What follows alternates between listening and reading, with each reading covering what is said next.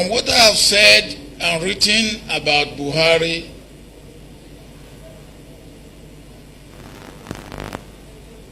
are clearly true, and they are not controverted. If anything, they have been confirmed and proved beyond any shadow of doubt.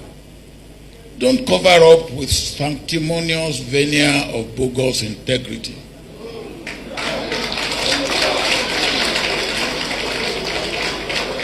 Incorruptibility, when you have corruption in your nose. Uprightness, when everything around you is crooked. Goodness and false figures and statistics, all of which are contrived to deceive, to cheat, to plunder, and to destroy.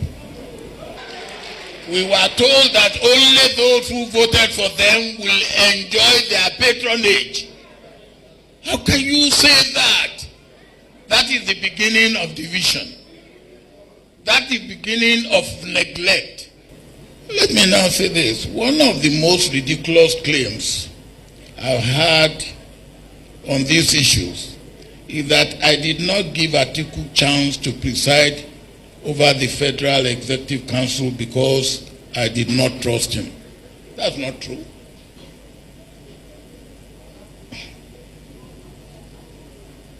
That was not correct, because he had occasion to preside on a few times that I was out of the country on duty.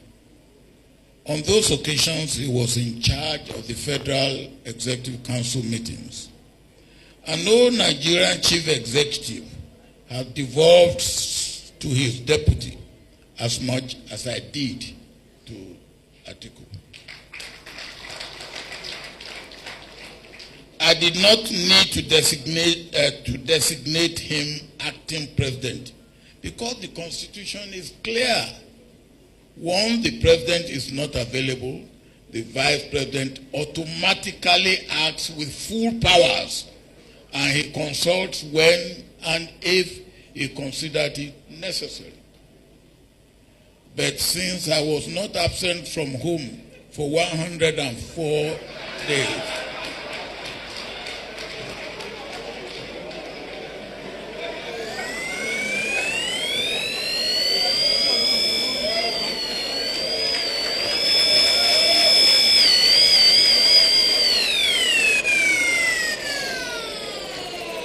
since I was not absent from home for 104 days at a time, people may not know that Atiku actually stood in for me whenever I was out.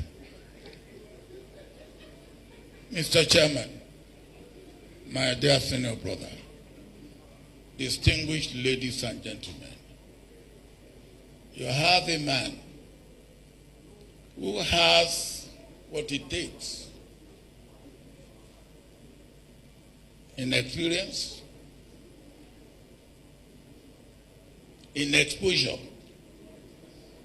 in lessons that he has learned, and he has learned his lessons. I tried to teach him a few of them.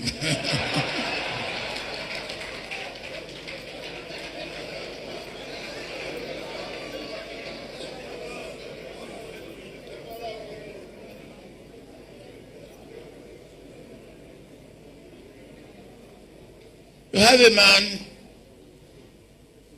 who has what it takes at this time for us to have a change. And we need a change for the better.